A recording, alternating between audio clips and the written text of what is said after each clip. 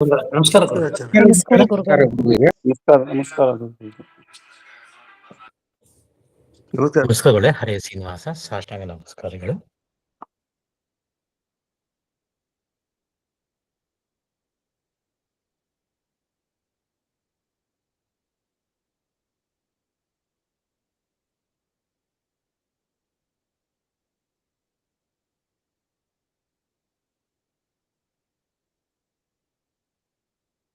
ಮತಿಭಿರನುಮೇಜಂ ಶುಭ್ರಕಾಜಂ ಸಖಾಜಂ ಸುಖಮಜಮನಪಾಜಂ ಮುಕ್ತ್ಯುಪಾಜಂ ವಿಮಾಜಂ ಬೃಹಜಮಹಮಮೇಜಂ ಧ್ಯೇಜಮಾಮ್ನಾಜಗೇಜಂ ಸದಜಮಸದಜೇಜಂ ಶ್ರೀಸಹಾಯಂ ಭಜೇಜಂ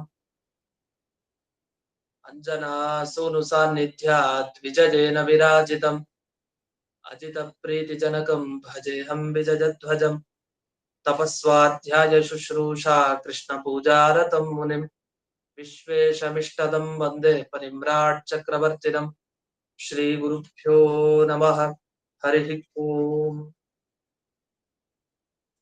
ಜನ್ಮಾದ್ಯಸ್ಯ ಯತೋನ್ವಜಾದಿತರತಶ್ಚಾರ್ಥೇಷ್ವಭಿಘ್ನಸ್ವರಾಟ್ ತೇನೇ ಬ್ರಹ್ಮ ಹೃದಯ ಆದಿಕವಯೇ ಮುಹ್ಯಂತಿ ಯಂ ಸೂರಯಃ. ತೇಜೋ ವಾರಿಮೃದಾಂ ಯಥಾ ವಿನಿಮಯೋ ಯತ್ರ ತ್ರಿಸರ್ಗೋ ಮೃಷಾ ಧಾಮ್ನಾ ಸ್ವೇನ ಸದಾ ನಿರಸ್ತಕುಹಕಂ ಸತ್ಯಂ ಪರಂ ಧೀಮಹಿ. ಓಂ ಸ್ವಸ್ತ್ಯಸ್ತು ಸತಾಂ ಅಶೇಷ ಸನ್ಮಂಗಲಾನಿ ಭವಂತು.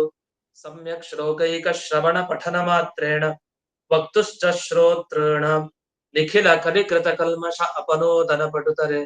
ಶ್ರೀಮದ್ಭಾಗವತೆ ಮಹಾಪುರಾಣೆ ದ್ವಿತೀಯ ಸ್ಕಂಧೆ ಪಂಚಮಾಧ್ಯಾಯೇ ಅದ್ಯ ಕಥಾನುವಾದೆ ಸತಿ ಕಿಂಚಿತ್ ಪೂರ್ವ ಕಥಾನುವಾದಃ. ಈ ಹಿಂದೆ ದ್ರವ್ಯ ಅಂತಂದ್ರೆ ಏನು, ವೈಕಾರಿಕ, ತೈಜಸ, ತಾಮಸ ಎಲ್ಲ ಶಬ್ದಗಳ ಸ್ವಾರಸ್ಯವನ್ನು ತಿಳಿಸಿದ್ರು. ಇನ್ನು ಮುಂದೆ ಈ ಪಂಚಭೂತಗಳನ್ನ ಹುಟ್ಟಿಸುವಂತ ಶಕ್ತಿ ಇದೆ ಅಂತ ಬಂತು. ಅಹಂಕಾರ ತತ್ವದಲ್ಲಿ ಮತ್ತೆ ರುದ್ರದೇವರಲ್ಲಿ ಎರಡರಲ್ಲಿ ಶಕ್ತಿ ಇದೆ. ದ್ರವ್ಯ ಶಕ್ತಿ ಅಂತ ಇದೆ ಅಂತ ಬಂತು. ದ್ರವ್ಯ ಶಕ್ತಿ ಅಂದ್ರೆ ಏನು? ದ್ರವ್ಯ ಅಂದ್ರೆ ಪಂಚಭೂತ, ಆಕಾಶ, ವಾಯು, ಅಗ್ನಿ, ಜಲ ಮತ್ತೆ ಪೃಥ್ವಿ. ಕ್ರಮ ಹೀಗಿದೆ. ನಾವೆಲ್ಲ ಉಪನಿಷತ್ತಿನಲ್ಲಿ ಕೇಳ್ತೀವಲ್ಲ ಹಾಗೆ. ಆತ್ಮನ ಆಕಾಶ ಸಂಭೂತ, ಆಕಾಶಾತ್ ವಾಯು, ವಾಯೋರಗ್ನಿ, ಅಗ್ನೇರಾಪಃ, ಅಭ್ಯ ಪೃಥಿವಿ ಅಂತ ಈ ರೀತಿ ಕ್ರಮ. ನಾವೆಲ್ಲ ಪೃಥಿವಿ, ನೀರು, ತೇಜಸ್ಸು, ವಾಯು, ಆಕಾಶ ಅಂತ ಹೇಳ್ತಾ ಇರ್ತೀವಿ. ಆದ್ರೆ ವಿಪರೀತ ಕ್ರಮ, ಆಕಾಶದಿಂದ ಪೃಥಿವಿವರೆಗೆ ಬರೋದು. ಈ ಕ್ರಮದಲ್ಲೇ ಭೂತಗಳ ಸೃಷ್ಟಿ. ಈ ದ್ರವ್ಯ ಅಂದ್ರೆ ಭೂತ, ಅದರ ಸೃಷ್ಟಿ ಆಗ್ಬೇಕು ಯಾವುದರಿಂದ? ಅಹಂಕಾರ ತತ್ವದಿಂದ. ಅದು ಹೇಗಾಯ್ತು ಅನ್ನೋದನ್ನ ಅವರೊಂದೇ ಬಿಡಿಸ್ತಾ ಹೋಗ್ತಾರೆ. ಯಾಕಂದ್ರೆ ಮೂರು ಅಹಂಕಾರಗಳಿದೆ: ವೈಕಾರಿಕ ಅಹಂಕಾರ, ತೈಜಸ ಅಹಂಕಾರ, ತಾಮಸ ಅಹಂಕಾರ. ಯಾವ ಅಹಂಕಾರದಿಂದ ಯಾವ ಭೂತ ಸೃಷ್ಟಿಯಾಗಿದೆ ಅಂದ್ರೆ ಮೊದಲಿಗೆ ಯಾವ ಭೂತದ ಬಗ್ಗೆ ಮಾತಾಡ್ತಾರೆ. ಭೂತ ಅಂದ್ರೆ ಪೃಥ್ವಿ ಭೂತನೋ, ತೇಜಸ್ ಭೂತನೋ, ಜಲಭೂತನೋ, ಯಾವ್ದು? ಪಂಚಭೂತಗಳಲ್ಲಿ ಯಾವುದರ ಬಗ್ಗೆ ಮೊದಲು ಹೇಳ್ತಾರೆ ಅಂತ ಈಗ ಗೊತ್ತಾಗುತ್ತೆ. 25ನೇ ಶ್ಲೋಕ. ತಾಮಸಾದಪಿ ಭೂತಾದೇಃ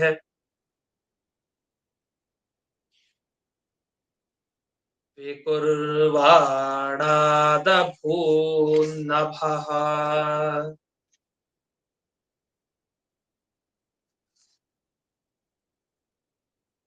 ತಸ್ಯ ಮಾತ್ರಾ ಗುಣಶಬ್ದೋ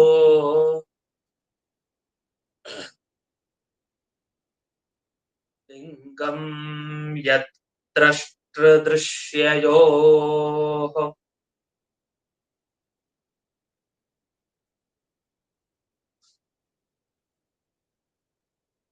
ಈ ಭೂತಗಳ ಉತ್ಪತ್ತಿ ತಾಮಸ ಅಹಂಕಾರದಿಂದ ಆಗತ್ತೆ ಅಂತ ಪ್ರತಿಜ್ಞೆ ಮಾಡ್ತಾರೆ.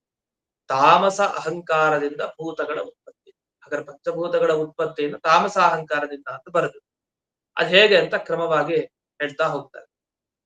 ತಾಮಸಾದಪಿ ಭೂತಾದೇ ಪಂಚಭೂತಗಳಿಗೆ ಮೂಲ ಕಾರಣ ಯಾವುದು ಅಂದ್ರೆ ಈ ಯಾವ ವೈಕಾರಿಕ ಈ ಅಹಂಕಾರದಲ್ಲಿ 3 ಪ್ರಭೇದದಲ್ಲಿ ತಾಮಸ ಸೇರಿದೆಯೋ ತಾಮಸ ಅಹಂಕಾರ, ಅದರಿಂದ ಮತ್ತೆ ಕಾಲ, ಕರ್ಮ, ಸ್ವಭಾವ ಎಲ್ಲವೂ ಸೇರಿ ಎಲ್ಲದರಿಂದ ನಭ ಅಭೂತ್ ಅಂತ.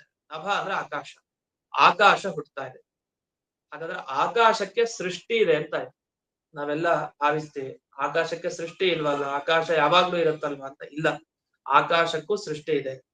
ತಾಮಸ ಅಹಂಕಾರದಿಂದ ಇಲ್ಲೇ ಆಕಾಶಕ್ಕೆ ಸೃಷ್ಟಿಯನ್ನ ಒಪ್ಪಿದ್ರು.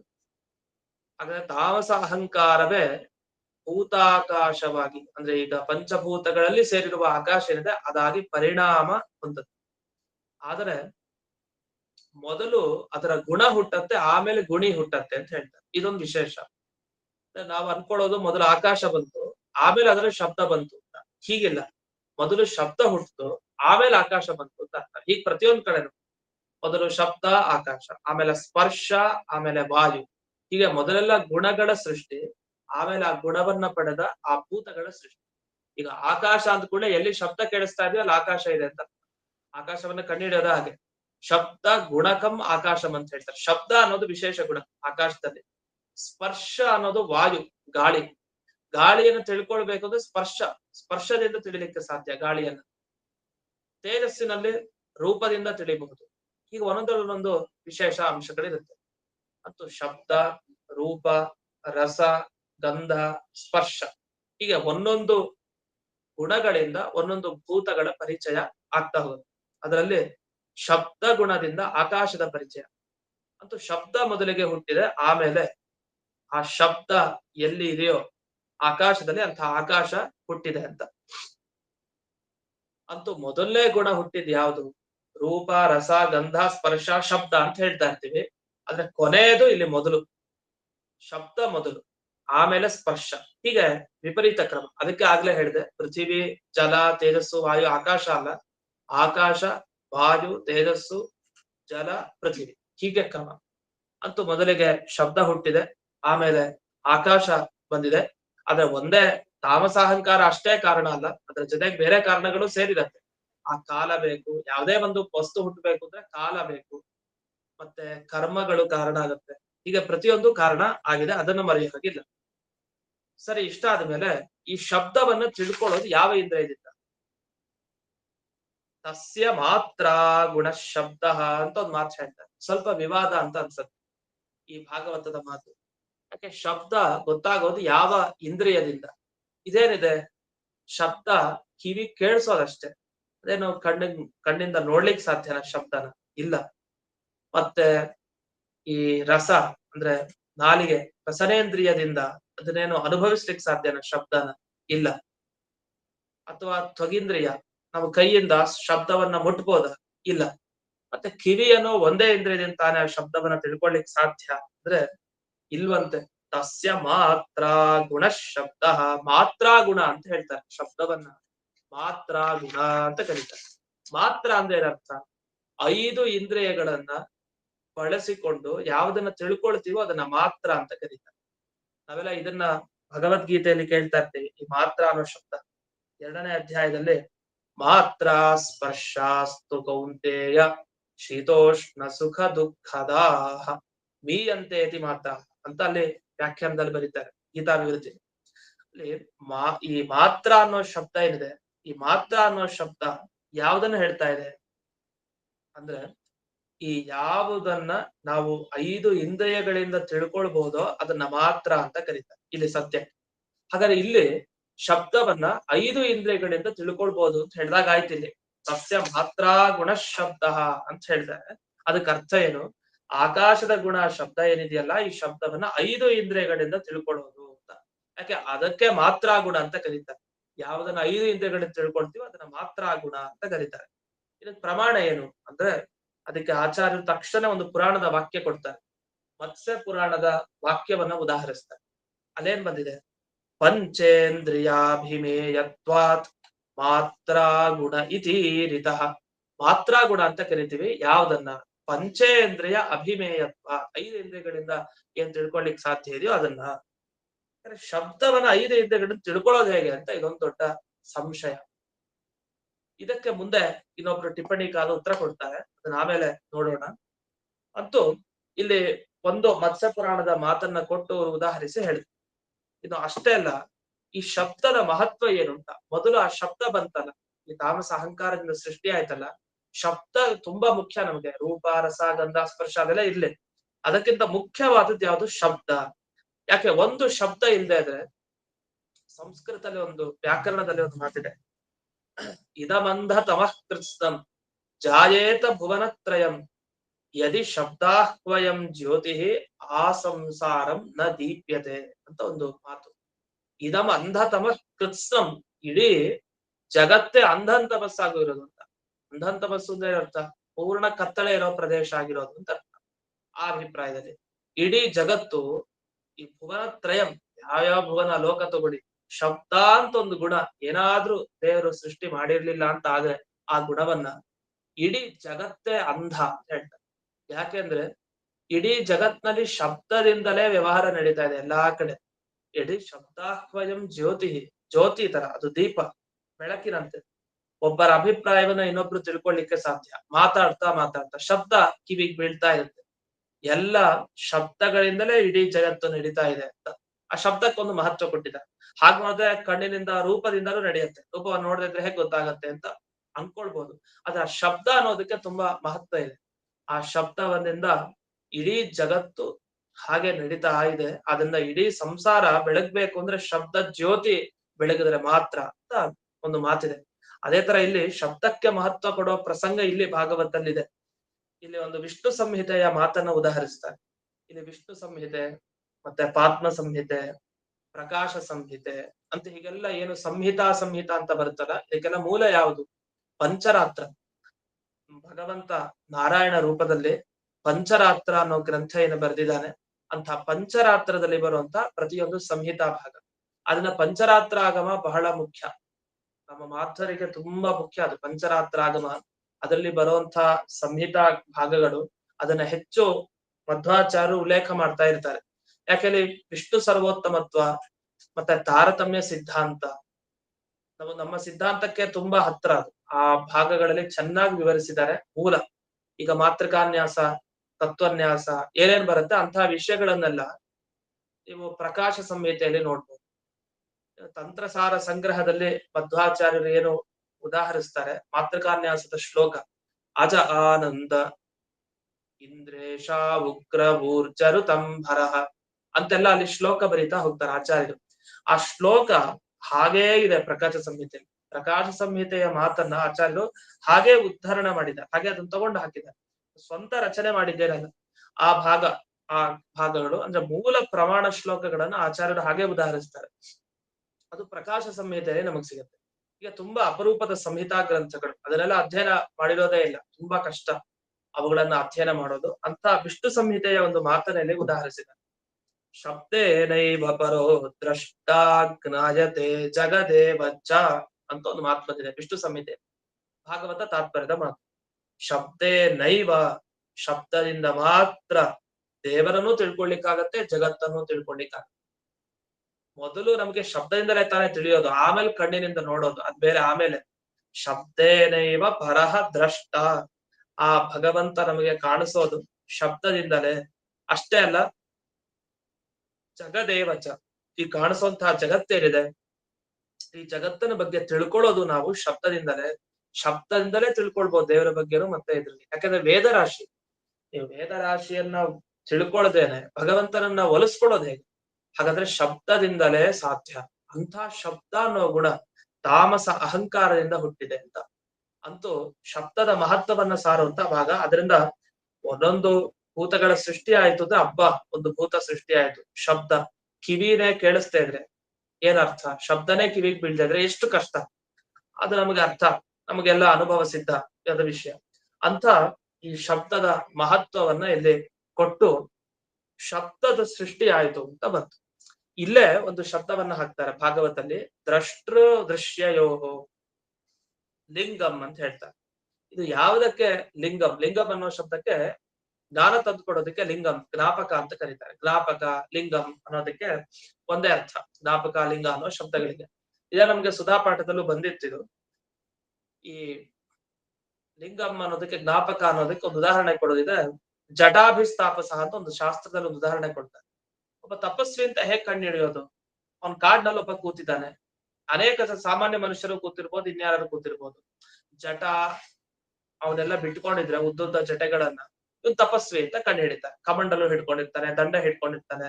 ಅದು ನಾಟಕಕ್ಕೆ ಇಟ್ಕೊಳ್ಳೋದು ಅದು ಬೇರೆ ವಿಷಯ. ಅದೆಲ್ಲ ಪಕ್ಕಕ್ಕಿಟ್ಟು ಸಹಜವಾಗಿ ಹಿಂದಿನ ಕಾಲದಲ್ಲಿ ಆಗ ಜಟಧಾರಿಯಾಗಿ ದಂಡ, ಕಮಂಡಲು ಇದನ್ನೆಲ್ಲ ಇಟ್ಕೊಂಡಿದ್ರೆ ಅದು ನೋಡಿದ ಕೂಡಲೇ ಇವನ್ ತಪಸ್ವಿ ಅಂತ ಗೊತ್ತಾಯ್ತು.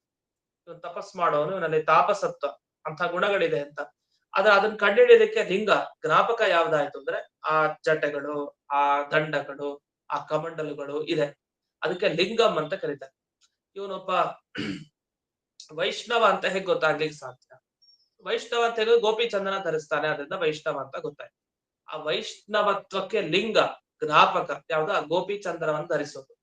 ಹಾಗೆ ಸನಾತನ ಧರ್ಮದಲ್ಲಿ ಬರೋರ್ಗ ಇವರನ್ನ ಕುಂಕುಮ ಧರಿಸಿರ್ತಾರೆ. ಹೀಗೆ ಒಂದೊಂದೊಂದೊಂದು ಉದಾಹರಣೆ ಏನಿದೆಯಲ್ಲ ಇದನ್ನೆಲ್ಲ ಜ್ಞಾಪಕ, ಲಿಂಗ ಅನ್ನೋ ಶಬ್ದದಿಂದ ಕರೀತಾರೆ.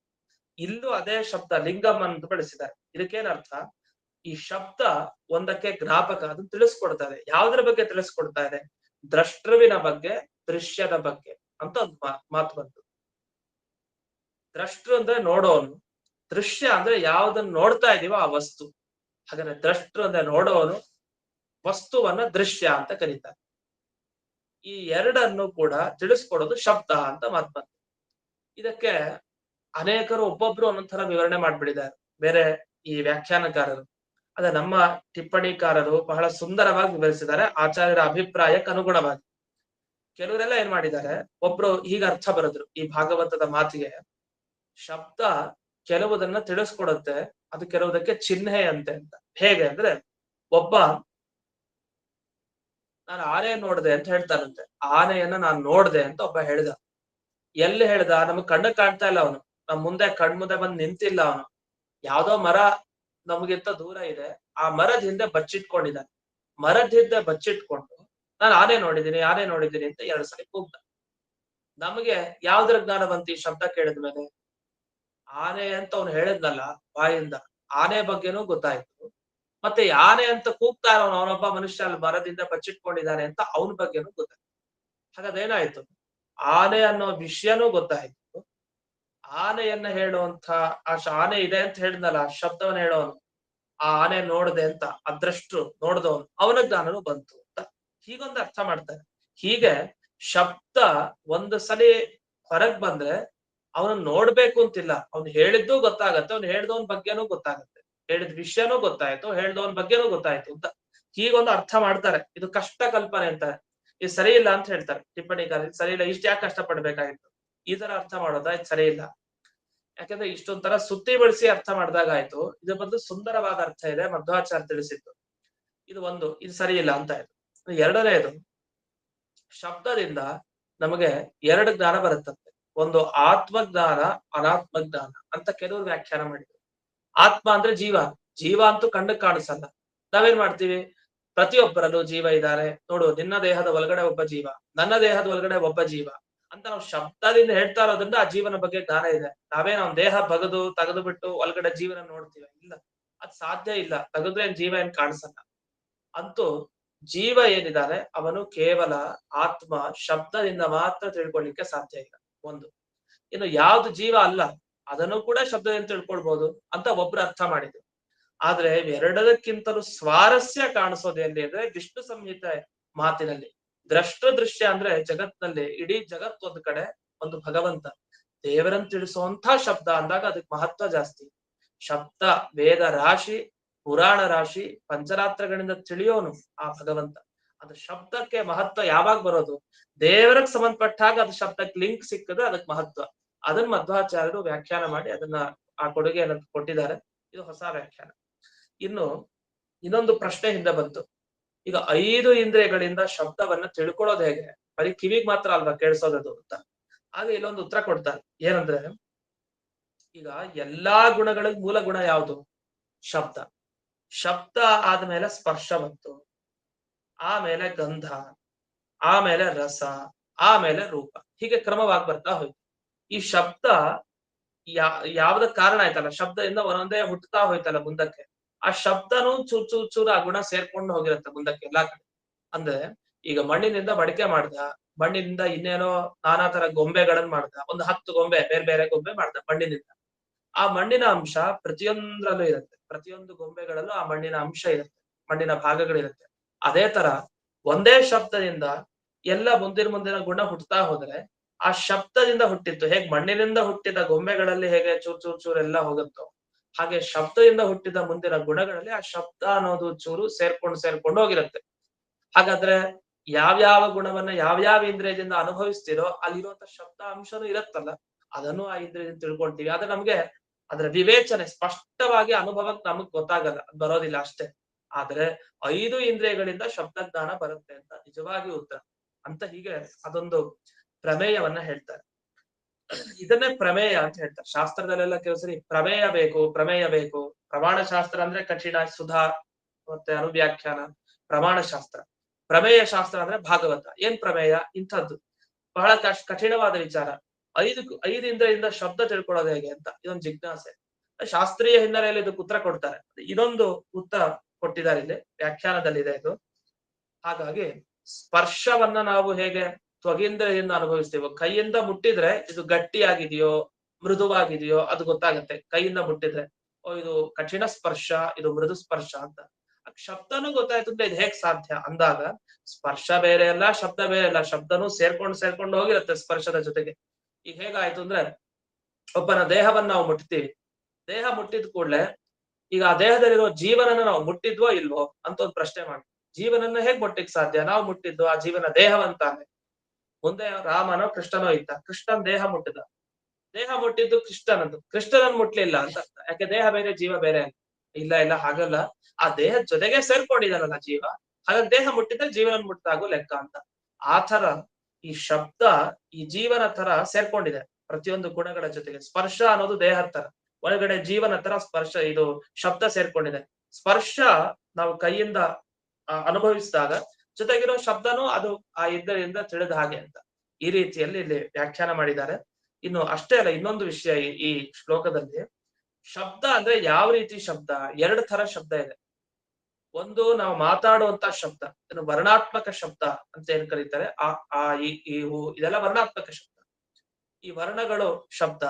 ಮತ್ತೊಂದು ಧ್ವನ್ಯಾತ್ಮಕ ಶಬ್ದ, ಪಕ್ಷಿಗಳು ಧ್ವನಿ ಮಾಡುತ್ತೆ, ಸಮುದ್ರದ ಧ್ವನಿಗಳಿದೆ, ಅನೇಕ ರೀತಿ ಧ್ವನಿಗಳಿದೆ. ಅದೆಲ್ಲ ಈ ಪ್ರಾಣಿಗಳೆಲ್ಲ ಏನು ಶಬ್ದಗಳನ್ನ ಮಾಡ್ತಾ, ಇದೆಲ್ಲ ಧ್ವನ್ಯಾತ್ಮಕ ಶಬ್ದ.